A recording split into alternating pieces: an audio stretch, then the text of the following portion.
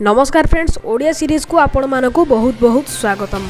Friends, दुनिया तो बहुत परिमाण में अग्रगति हेबारे लागिछि एवं ता सहित मध्य प्रदूषण मध्य बहुत मात्रा रे बढ़िबाकू लागिछि। ठीक फ्रेंड्स, से प्रदूषण मध्य गोटे होछि प्लास्टिक अथवा पॉलिथीन प्रदूषण, जहाँ को भी आपण जालिबा द्वारा बहुत परिमाण में अंगारकाम्ल गैस उत्पन्न हुए, जहाँकि आपण शरीर पर मध्य हानिकारक होता है। एवं पॉलिथीन को जदि आप बाहर भी फोपाड़ुंट ताहले आपण बहुत क्षति। फ्रेंड्स, क्षति किपर हुए ना, जो देखिपे आप किसी गाई गोरु से पॉलिथीन को खाई विभिन्न प्रकार रोग में पीड़ित हो पारती, से बहुत असुविधा होता है।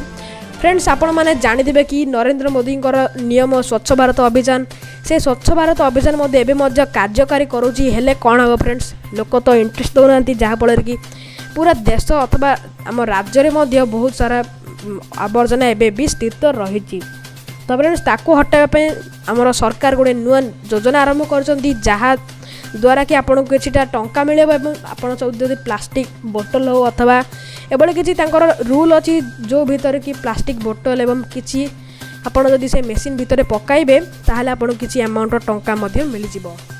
हम फ्रेंड्स, जहाँ मुझे कहूना ये गोटे कनक न्यूज अपडेट मिलता, जहाँद्वारा कि भिडियो बनवा को बाध्य हेले एवं आपको सचेतन करने को जाऊँगी। फ्रेंड्स, या पूर्व महाराष्ट्र एक नियम लगी स्टेशन में से सब मेसीन लगी, जहाँद्वारा कि से बोतल किसी 200 ml रु ऊपर थी बोतल को पकाई निज मोबाइल नंबर टाइप कर किसी टंका भाउचर रिचार्ज कर।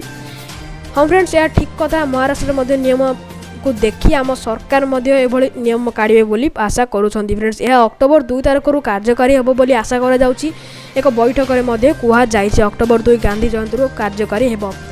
तो फ्रेंड्स, आप निहत भाव सतर्क रुहतु, कहीं प्रदूषण बहुत मात्रा रे बढ़िबा क्षतिकारक एवं सर्वप्रथम आम राज्य में पूरी ठारे लगा किसी रेलवे स्टेशन गुड़ाक लगा बोली आशा करा। फ्रेंड्स, यह गोटे था छोटिया अपडेट। आशा करुँच भिडियो आपको निहत भाव पसंद आसो।